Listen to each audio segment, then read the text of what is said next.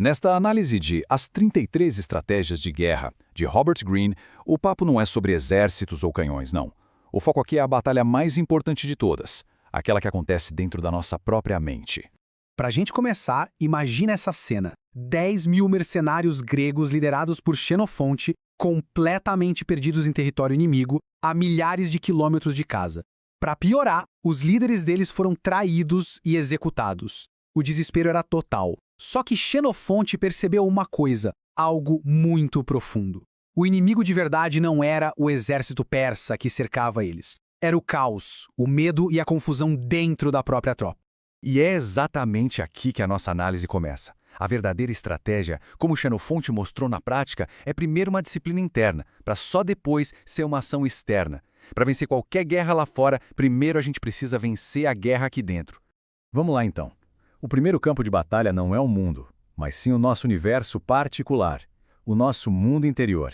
É aqui que as vitórias são conquistadas ou perdidas, antes mesmo do primeiro movimento ser feito.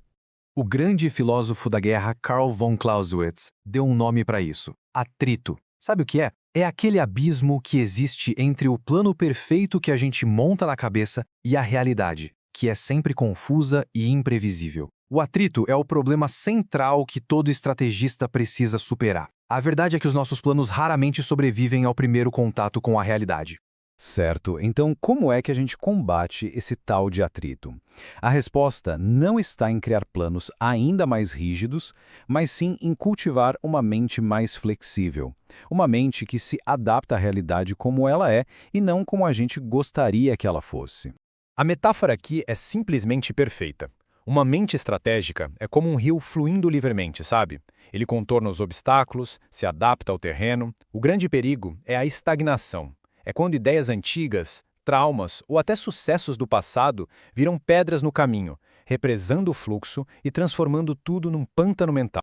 Manter esse rio fluindo, claro, exige prática constante. Primeiro passo, deixar para lá as ideias pré-concebidas. Elas só servem para nos cegar. Segundo, foco total no agora, porque é o único lugar onde a ação é possível. Terceiro, se desapegar do passado. E olha, isso vale tanto para os fracassos quanto para os sucessos, viu? Ambos podem virar um peso. E por fim, manter uma curiosidade de criança. Olhar o mundo como ele realmente é, cheio de possibilidades. E parte dessa fluidez toda vem da autoconfiança. Quando a gente depende demais dos outros, de especialistas, de opiniões externas, nossa mente fica turva, cheia de dúvida e hesitação. O general Ulysses S. Grant, lá na Guerra Civil Americana, aprendeu essa lição do jeito mais difícil. Na campanha de Vicksburg, o Grant mudou completamente a abordagem. Ele parou de confiar cegamente nos outros. Ele mesmo foi lá, andou pelo terreno, analisou os dados de inteligência, deu ordens super claras e, o mais importante de tudo, confiou no próprio julgamento, mesmo quando os generais dele duvidavam. Isso acabou com aquele sentimento de impotência e deu a ele a clareza necessária para vencer. Ok, com a mente clara, fluida, o próximo passo é olhar para fora. É isso que nos permite ler o campo de batalha humano e sacar as intenções que os outros tentam esconder a todo custo. Um conceito-chave aqui é o do oposto mascarado. As pessoas raramente são o que parecem ser. Muitas vezes, um traço de personalidade muito exagerado é, na verdade, uma máscara para esconder o seu completo oposto. O valentão agressivo pode estar escondendo uma insegurança gigantesca. A pessoa que elogia demais talvez esteja escondendo hostilidade. E aquele moralista puritano, quem sabe não está disfarçando desejos inconfessáveis. Então, como é que a gente enxerga através dessa máscara? Existem algumas táticas. Usar frases ambíguas, por exemplo. Um inimigo escondido vai reagir com raiva a uma coisa que um amigo nem notaria. Outra é provocar uma discussão. A emoção sempre revela a verdade. Ou, às vezes, uma pergunta bem direta já quebra a fachada. E, claro, muito cuidado com aquelas pessoas que concordam com tudo. Elas podem ser as mais perigosas. Muito bem, agora que a gente tem clareza interna e percepção externa, podemos partir para a ação. E a ação mais eficaz, olha só, raramente é a mais direta. A questão é aplicar a força de forma inteligente, indireta.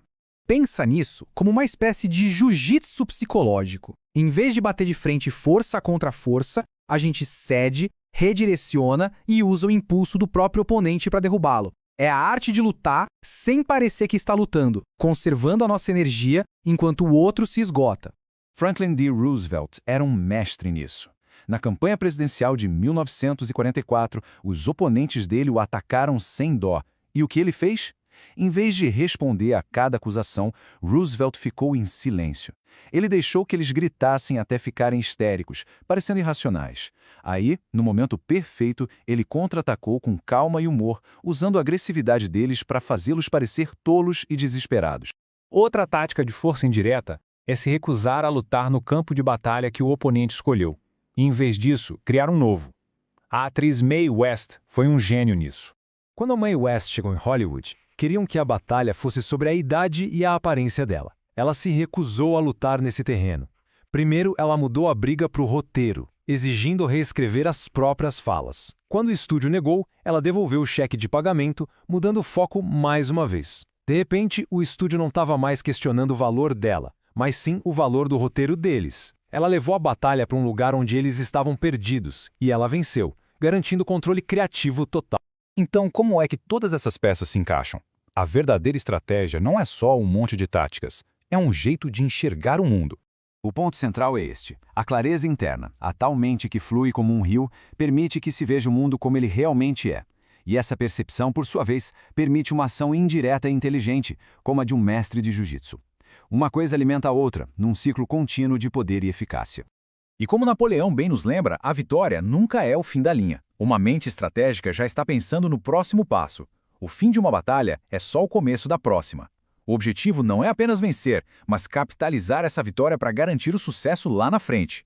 E isso nos deixa com uma pergunta final. No próximo conflito que aparecer, seja no trabalho ou na vida pessoal, vale a pena se perguntar: onde está o verdadeiro campo de batalha? Quem é o verdadeiro inimigo? Muitas vezes, a gente descobre que o maior obstáculo é o nosso próprio estado de espírito confuso.